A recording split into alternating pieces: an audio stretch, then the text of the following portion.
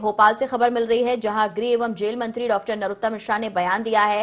कांग्रेस विधायकों के साइकिल से विधानसभा जाने पर बोलते हुए मंत्री डॉक्टर मिश्रा ने कहा कि साइकिल में जाएं, गधे में जाएं, घोड़े पर जाएं, वो तय कर लें कि विधानसभा कहां से जाना है। पश्चिम बंगाल पर भी उन्होंने बात की और ममता बनर्जी पर भी उन्होंने निशाना साधा। उन्होंने कहा कि जिस तरह से कोयले से हाथ काले किए हैं, हवाई चप्पल, सादी साड़ी पहनकर जिस प्रकार से ढोंग करती हैं, प्याज की परतों की तरह एक एक परत बाहर आ रही है।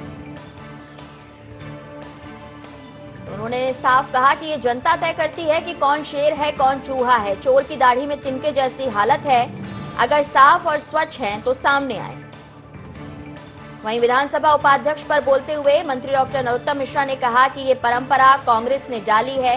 बीजेपी ने परंपरा का हमेशा निर्वहन किया, लेकिन कांग्रेस ने उस परंपरा को तोड़ा, नई परंपरा डाली, अब हम उसका पालन करेंगे। यानी साफ है, उपाध्यक्ष पद को लेकर भाजपा इस मूड में नहीं नजर आ रही है।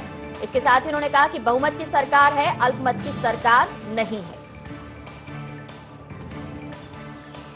मैंने सुनी गोविंद सिंह जी की बाइट आज।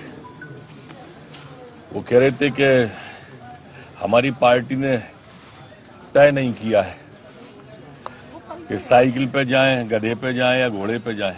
अब किम कर्तव्य विमूढ़ की स्थिति में पार्टी है, मतैक की नहीं है। अब उनके नेता तय करें गधे पे जाना है कि घोड़े पे या साइकिल पे। डराएगी तो जनता उनको। अब जिस तरह से कोयले की दलाली में काले हाथ किए हैं, अब वो सारी चीजें बेनकाब हो रही हैं। किस तरह से हवाई चप्पल, सादा साड़ी, सादा जीवन, उच्च विचार का ढोंग जो करती थी, अब प्याज की परतों की तरह एक एक परत खुल के आ रही है सामने।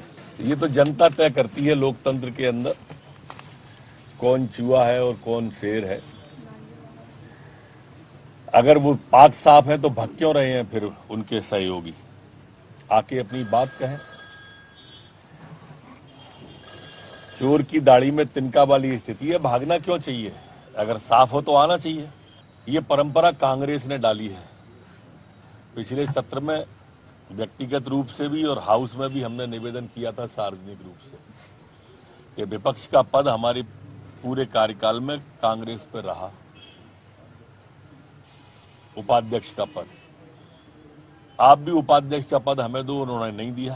परंपरा उनने तोड़ी है, नई परंपरा डाली है, हम निर्वहन करेंगे। अल्पमत की सरकार थी वो, बहुमत की सरकार नहीं थी।